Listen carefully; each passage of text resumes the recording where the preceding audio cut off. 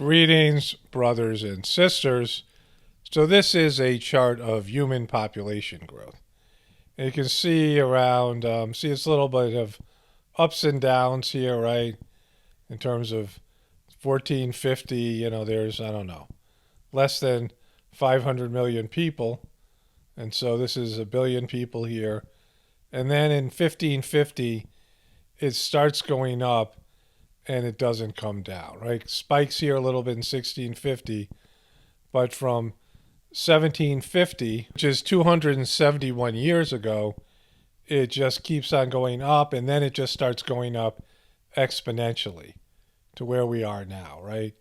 And so there's been consistent growth since 1750, but really from 1550, which is 471 years ago.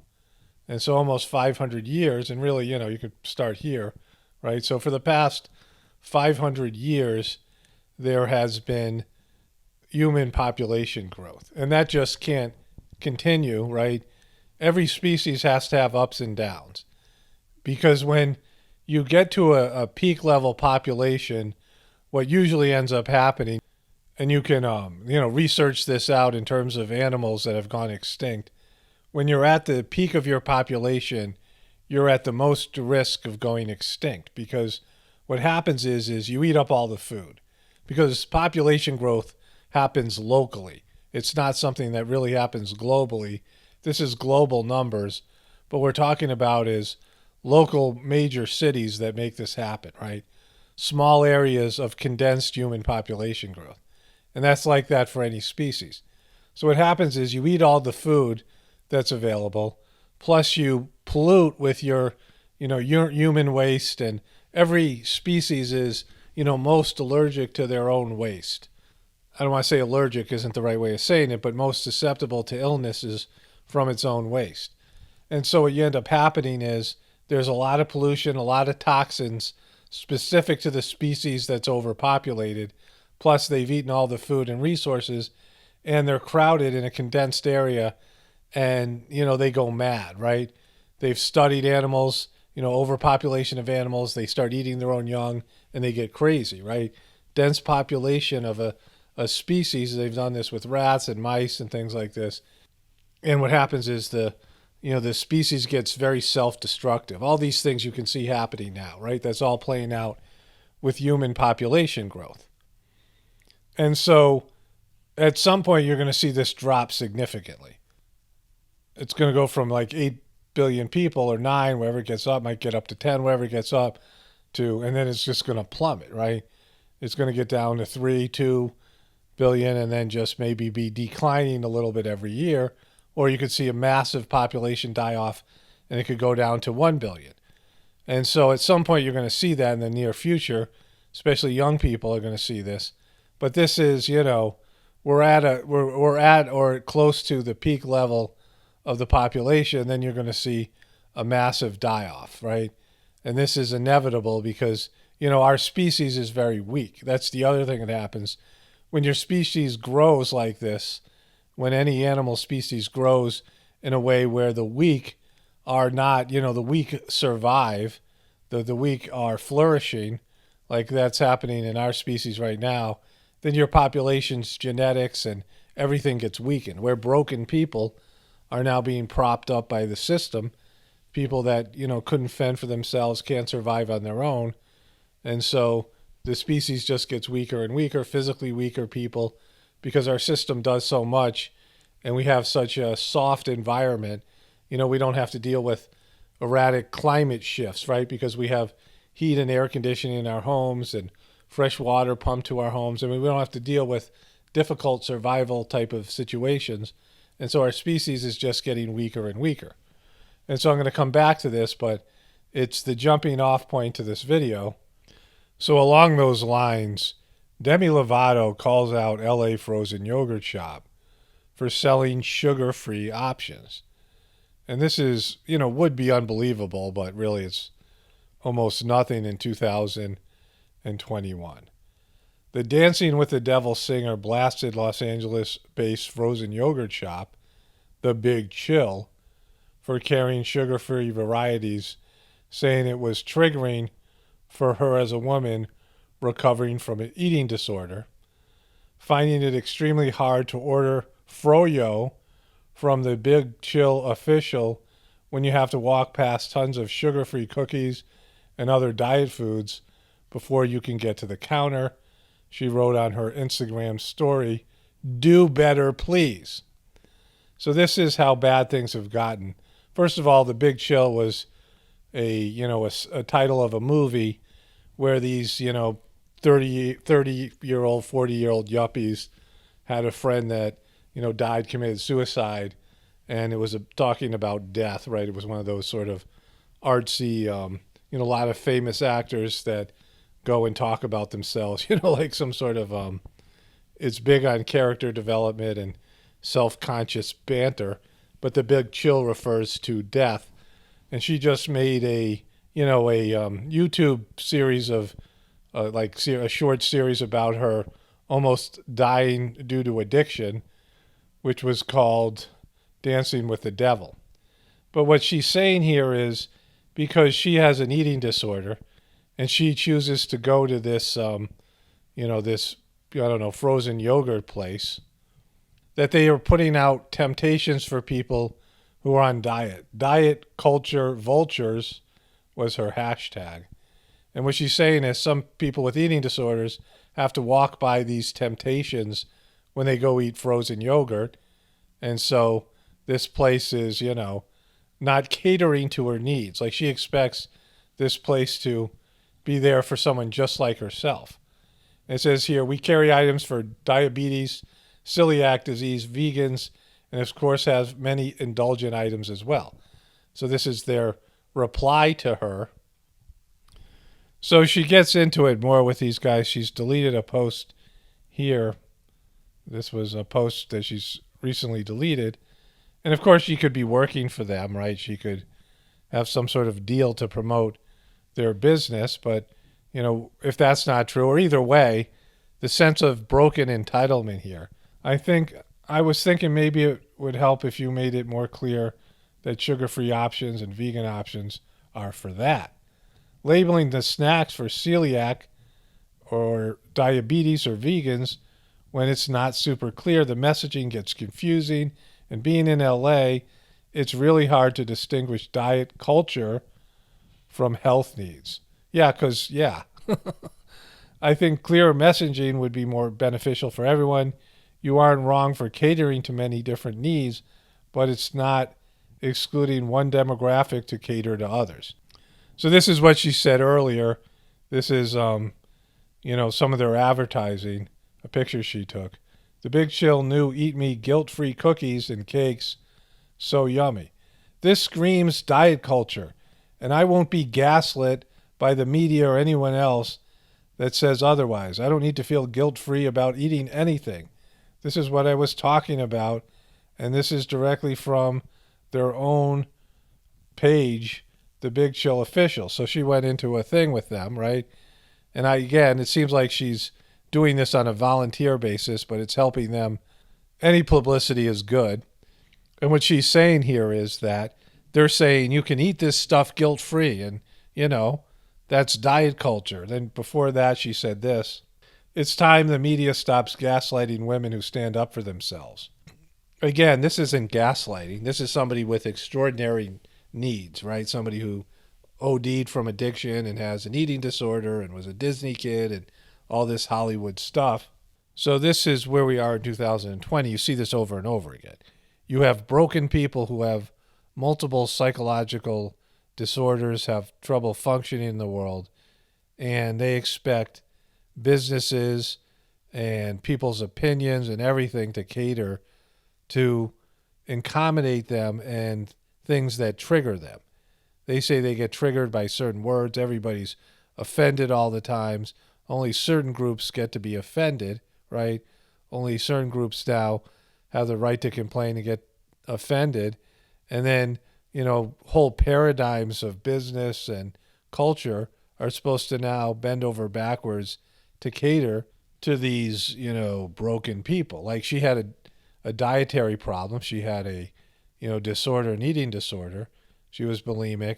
And she's saying when they say things like, eat guilt free. Like she says, well, I don't have to be guilty about anything because of the body images, the body image thing that she had in Hollywood, and, all these things that, women and men are supposed to aspire to in terms of what they look like, in terms of what kind of shape they're in. And again, this is not something that I have or even really care about. You should be healthy and natural, right? You don't want to be obese in these things that make you, not be able to function. You want to be healthy and natural. But in terms of having the ideal body, that's some sort of California Hollywood thing that a lot of these celebrities bought into, and people in that culture area, in that area. And so this business is marketing to people who have, they have standards in terms of their diet, and they don't want to eat sweets even though they really do. I mean, they don't think they can eat sweets because it's going to affect what they look like, their abs and their bodies. And she says that's all, shameful diet culture vulture, and that's evil in some way, and they need to do better. But, it's a demographic in a market. There's a, market for sugar-free stuff and dietary cookies and sweets, and a company, a business, would be foolish to ignore that market despite all the people with eating disorders. They certainly didn't, invent those things, and people have to take responsibility for what's inside of them and can't expect society to change to accommodate their weaknesses, right? Their brokenness. And that's what you see. Again, people who have trouble functioning in life, I mean, it's a difficult system. For me, I don't love this system. I would probably do a lot better in, any other system than the one that we have now. But, you have to power through it because the system sucks. It's a system that's very difficult for everybody on one level or another because it's not natural for human beings, but it's the system that we're all 100% dependent on. And if the system is broken you and you're a broken person, whatever reason that you're broken and you have trouble functioning, that's something you have to correct. The system does that to people. And again, when we get a new system, I'll be happy. But right now, this is the one we have, and you have to be able to function. And all these broken people want their brokenness to be accommodated by the system and everybody else. They want to be carried, and they want people to sort of read their minds and figure out what's going to trigger them and not do that, right? Even though they have, a million different ways to be offended.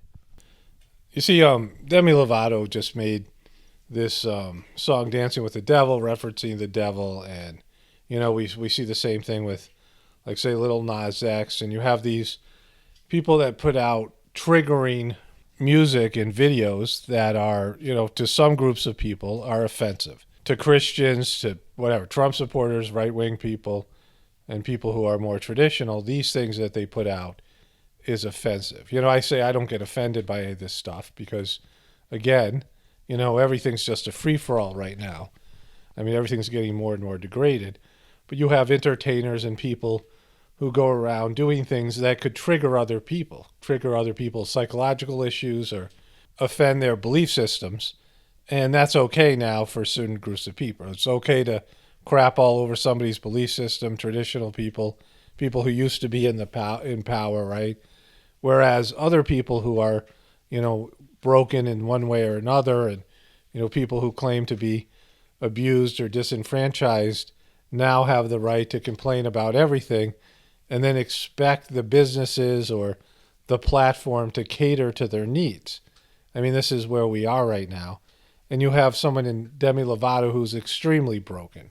She's had psychological issues, suicidal. She had the overdose addictions, and then also an eating disorder. And clearly someone with a lot of entitlements and, people who can't sustain relationships and, they can't function in the world. They have a lot of people catering to their needs. In her case, she is a successful singer, but there's lots of people like her that don't have any way to really make money, and they can't hold regular jobs. I mean, they're just completely broken, and they expect the world to, everybody else to carry them. Like, this is the new, normal, where strong people who are, giving of themselves and can work hard and produce, lots of things for their brothers and sisters, are supposed to carry all the broken people. Like broken people have this sense of entitlement. Again, I talked about this in the, the year of the broken was 2020, but this has gone on for quite some time, where the broken are being celebrated. And again, this is about overpopulation, because in every other species, it is considered a good thing that only the strong survive. That the species is, the weak ones get picked off because their genetics and their, whatever they're going to pass on to future generations of that species, when they have kids and they're weak and they're broken, they're going to pass on these weak genetics. And also in terms of human beings, the socialization, because broken people raising kids is something, that's not good for the kids. I mean, I've experienced this, in my family. You can't have somebody who's completely broken be in charge of raising the kids, because, it affects the kids in a negative way. And so this is, where we are in 2021. And so going back to this idea and, talking about overpopulation. And again, I know so many people would be tempted to say we're not overpopulated, because you saw some stupid video where somebody claims, that you can fit all the people in the world in Texas and whatever, and everyone can have this much land. It's called the overpopulation myth, and I believe that for a little bit. I, looked into it, and that's what I thought originally, because a lot of people in the truth community subscribe to this idea. But then I went to India. I'd been to India before, but stayed there an extensive time. And just driving from one city, one end of the city, like Chennai, that has 26 billion people, or Hyderabad that has like 16, 17 million people. You drive from one end of the city to another, and you see the overpopulation. India has over 1 billion people. China has over 1 billion people. But even if you're in, like you drive from Philadelphia or Washington, D.C., really, all the way up through Baltimore and through, Philadelphia, and then you're into New Jersey and New York, and then all the way up to Boston. It's one giant city, one giant urban sprawl. It's like, 12, 15 hours worth of driving or more, one traffic jam after another. And you get to understand that overpopulation happens locally. And if you can't understand that, that's fine. But please don't leave a comment. Just go somewhere else, right? Again, I don't care if you don't agree. It's not, you have to go through your own path to get to the truth or whatever it is. But if you want to understand overpopulation, it is local, right? Like if there's overpopulation of gazelles, which happens because the natural predators, the cheetah, and whatever predators that can catch them, really the cheetah is, a threatened species. So you have a lot more gazelles in a certain area in Africa. They're not, in other countries. They're not in Europe. They're not in Russia. They're not in America. They're not in South America. They're in one part of Africa. Like any kind of bug, any kind of, you'll see overpopulation of a species. It happens in a small geographical region, and it's more about population density in that area than it is about global population. So overpopulation, as it is with human beings, it's local, but it's all over the globe, which is, really bad. It's these dense cities. If people lived in an agrarian type of situation, you wouldn't have the population numbers that you have now. It's the density of the cities, the population density, and it's, the amount of people packed into small areas. And that's where you get diseases. That's where you get, the overwhelming amount of pollution. It's where you get all of this stuff, right? The overconsumption of resources. And so this is the most human beings that have ever been on planet Earth. And again, we're weaker than we've ever been. As individuals, our lifestyle has made us weak, and all of it. Our inorganic foods, the use of chemicals and poisons, and, the immorality and the disconnection from God and nature, and not living the way that we're designed to live. Human beings have never been weaker and never been more vulnerable. And at some point, there's going to be massive population die-off because of it. And it is, all of these factors are a part of it, and we're crazier than ever. And we're going in the wrong direction on a spiritual level, and we're disconnected from God, and, our religions suck, all of it, right? All across the board. And so when the correction happens, there's going to be a correction. It could be, soon, within the next couple of years. Could be tomorrow. Could be 20 years or 100 years, but eventually you're going to see a population correction, and you're going to see human beings completely break down, because what I've said over and over again is we're 100% dependent on the system, the beast. Most people couldn't live if it wasn't for the beast. Most people wouldn't survive what it would take to live off the land, to grow food, to be in community with other people. Think about Demi Lovato here, right? Here's somebody who is, her yogurt shop posts sugar-free cookies, and she's got to complain and write about it. Somebody who is, incapable of taking care of herself. I mean, you have so many people that aren't able even to cook for themselves and their families and other people. And people don't have the basic living skills. You don't get the basic living skills. I mean, even in terms of balancing a checkbook and things to do with the system, you don't get those things in school. They don't really train you how to be an adult. Most kids graduate school and they have a bunch of worthless information that's not applicable to their lives at all. And so most kids and you've probably gone through this. You become a parent, you become an adult, and you're not ready because you're not trained to live, right? And that's just within the beastly system, to say nothing about what it would take to live outside the system when you didn't have the system to depend on. What if there was no food in the grocery stores? What if there was no electricity, right? All these things. And so that's coming around the corner. And the major problem is overpopulation. It affects all of us. And it's not just in terms of, lack of resources or pollution. It's about how it affects us psychologically, how it affects people to live in cities with so many other people packed on top of each other. Because we share, even when we're not talking, you share, everyone has a level of connection to other people's minds and energy and things like this.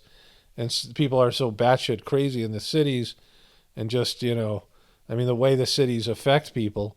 And it's just, people don't even understand how far they are away from being, reaching their full potential as a human being, because of the, population density, and because of the beastly system that cuts people off from their full potential, and not being connected to God internally, all the things I talk about over and over again.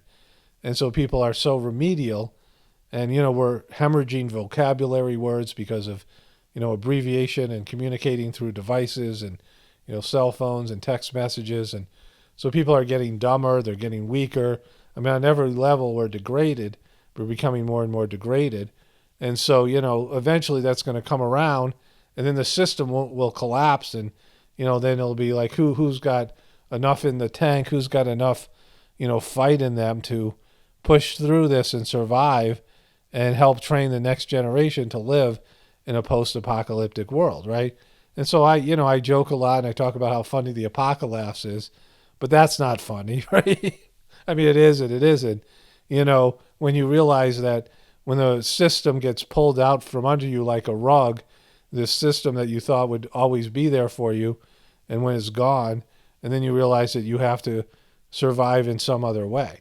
And most people don't have the ability, just on a social level, to be in community with other people, because they're entitled and complainers, and they expect other people to carry them. All these broken people, they have no chance, because they have, they don't have the ability to even function in this system, the system now that does so much for everybody, right?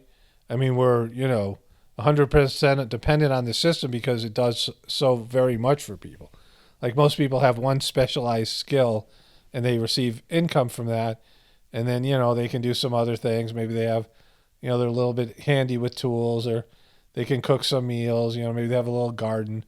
But for the most part, they're dependent on the system, and they just, assume the system will be there forever. And now that it looks a lot more shaky than it has in the past, people are freaking out. And a lot of them, they can't even hear this idea, like some of you, right? You can't even, think about the system collapsing, and you feel overwhelmed, and not even it's just too much for you, just the idea of it, never mind actually living through it. And so again, this is, the reason for the Heartfulness system is to connect people to God and help them, through this transitionary period where we're going from this system we're 100% depending on, to making a system where, we include God and the divine plan in with the system. And so all of this stuff is, the heartfulness system is designed to help people internalize their existence and help God, prop them up and help humanity through this difficult transitionary period. So that's why I talk about it all the time, because, we're at the cusp of this, and there's a system in place to help people navigate this transitionary period that is going to be, epic in terms of how hard it's going to be, right? It's going to be something that's challenging. This is a huge challenge for people.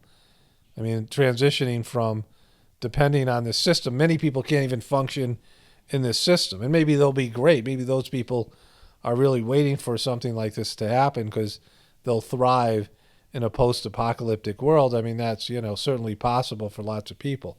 But there's lots of people who are so weak and entitled and broken, they can't even navigate the system we have now. And what are they going to do when that collapses? And so that's, something everyone should think about, because, it's just around the corner. Only spirituality will save this world. It's Paul Romano, definitely pointing from the Apocalypse and the Ascension. Everyone have a blessed day and be grateful.